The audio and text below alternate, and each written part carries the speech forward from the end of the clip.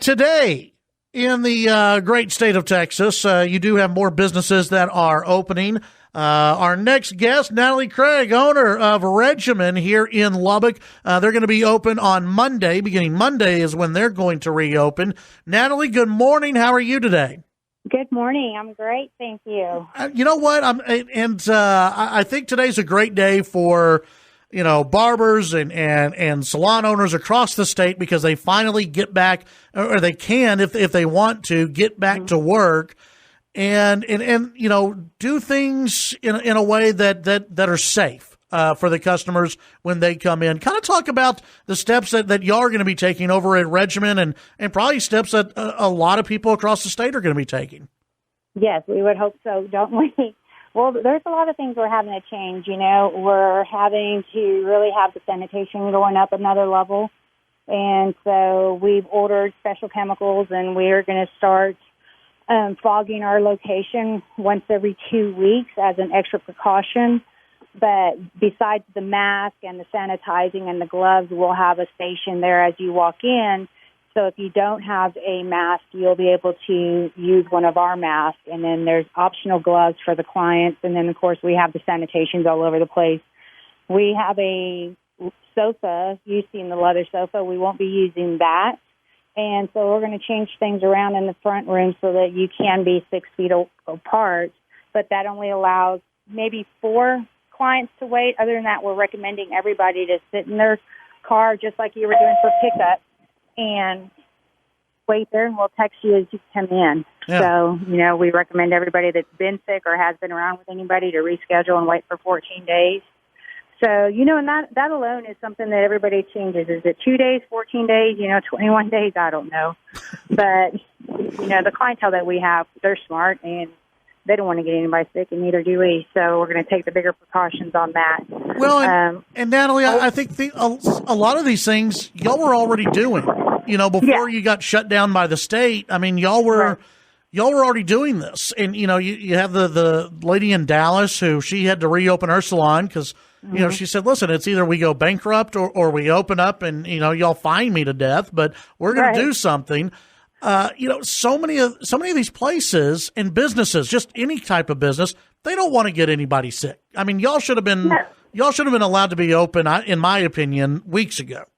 Yeah, and we're the only industry, the beauty industry, tattoos, gyms, they all have to go through, education every 2 years. We all have to get certified every 2 years on sanitation, everything that comes up, everything that's new, on our website, or you're actually seeing on my Facebook, we got recertified for barbicide usage.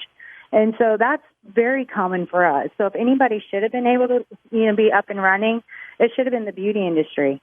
So, I don't know anything about massage therapists and how they work, but they're all licensed through the state. Yes, and talk about that process. How difficult is it to get a license to practice, cosmetology, basically in this state? It takes a year of courses if you're going to be part-time or full-time, and you've got to go through not just learning how to cut hair, but our main focus is sanitation. So you've got to, you got to pass that. And just like a nurse, you've got to have your CEU courses. So we have to have courses that we have to do every 2 years to renew our license, if you can. And that takes, it's like 4 hours of sanitation courses. And so you got to get tested to do that. So to be a licensed hairdresser, barber, you've got to take an extreme amount of courses to stay on top of it. We're dealing with body fluids. We're dealing with, blood at sometimes. People are working with straight razors. And here in Texas, they're getting away from the straight razor, and so that's why you see the disposable razors. And that's what we use at our salon to minimize any kind of contamination.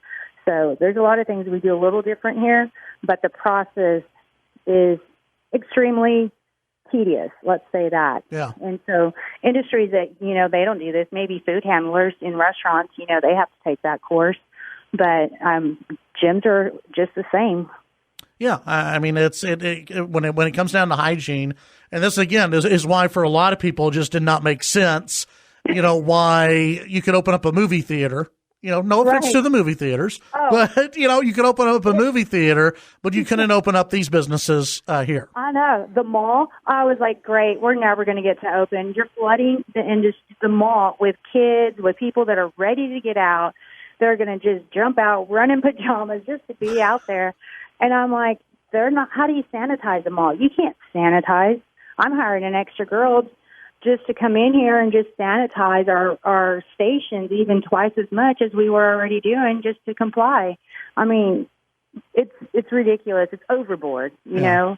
I think the mask is overboard, There's so many people that don't use the mask properly. When do you use the gloves? You're going to properly using gloves, you get rid of them after every client. Right. But as soon as you touch something, it doesn't work. Right, exactly. Yeah, and you've seen, you've probably been through the drive-thrus and seen people who are using gloves, but they're using the same glove for each person and for each transaction and for each time. Yeah, it's just like, well, that's not going to help you out very much, my friend, but okay. It does nothing. It does nothing but pretty much make it worse because they think because they wear a glove, they don't have to sterilize, they don't have to wash their hands, they don't have to sanitize. So they're pretty much the worst people around us. Yeah. Well, y'all are going to be open beginning on Monday over at Regimen, yes. Right? Yeah, we decided that, everybody's worried about the public and our moms. And so, I thought it was kind of funny and odd that we would open up on Friday and then enjoy Mother's Day after, 300 clients. So we decided to play safe with our family and open up Monday. That'll work, and people can make appointments through Regimen, and that's what y'all are kind of encouraging that right now to make appointments. Yes. That you cannot be a walk-in. You have to book online, so our lines are flooded right now. Our phone calls. I was here at the salon earlier, kind of getting things ready, moving the front around, and our phones are going nuts. I've been answering the phones more than I've been doing work around the salon, and so. Yeah, our Monday's pretty solid. Tuesday's solid. I'm booked until Wednesday now. And, we're even extending our hours just trying to accommodate everybody. Well, that's great. And, Natalie, we appreciate all the work that you're doing and all the ladies over at Regimen. And I'll see you on Tuesday. And I've just got a text here that Senator Perry will be seeing you on Tuesday as well. So I guess a lot of us will be seeing you on Tuesday. Yeah, Monday was full, so Tuesday, here we come. That'll work. Natalie, look forward to it. We'll see you. Thank you very much. We appreciate Thank it. You. All right, you're welcome. Bye-bye. That's Natalie Craig over at Regimen, located at 5217 82nd Street.